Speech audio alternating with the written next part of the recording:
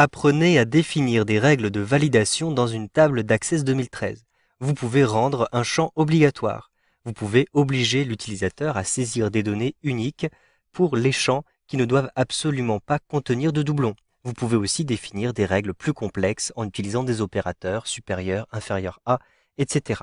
Donc par exemple, à l'intérieur de ma table commande, je double-clique ici pour l'ouvrir. Je vais avoir des références de commande. Je les sélectionne.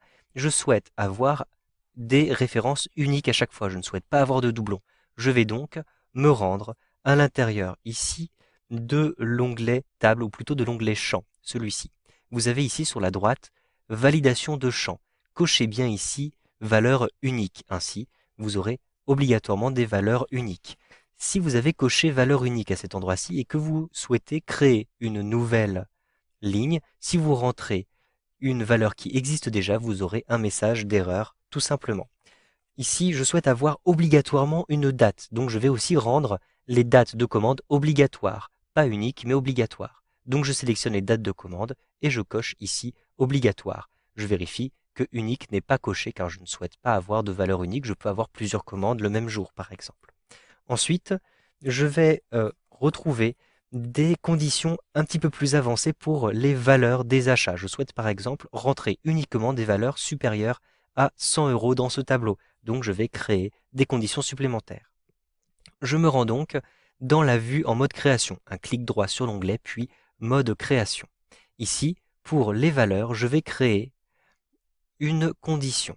Donc lorsque je sélectionne ici, vous le voyez, cette ligne valeur, je vais avoir dans l'onglet général des propriétés du champ, ici, valide si. Je peux donc cliquer à cet endroit-ci et cliquer sur les points de suspension. Je vais pouvoir créer mes conditions à cet endroit-ci. Vous avez diverses fonctions qui vous sont proposées. Vous pouvez choisir des fonctions intégrées et là, vous avez, vous le voyez, énormément de fonctions qui vous sont proposées. Vous pouvez aussi utiliser des constantes. Donc par exemple, la valeur est vraie, fausse, etc. Vous avez sinon des opérateurs et vous pouvez effectuer des calculs arithmétiques, logiques, etc. Je vais ici utiliser les opérateurs de comparaison pour indiquer que je souhaite avoir des valeurs supérieures à 100. Donc ici, je choisis supérieur à, je double-clique et je rentre à cet endroit-ci 100.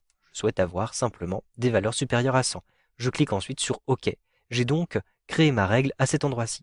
Vous pouvez créer votre propre message d'erreur. Par exemple, la valeur doit être supérieure à 100. Je rentre ceci.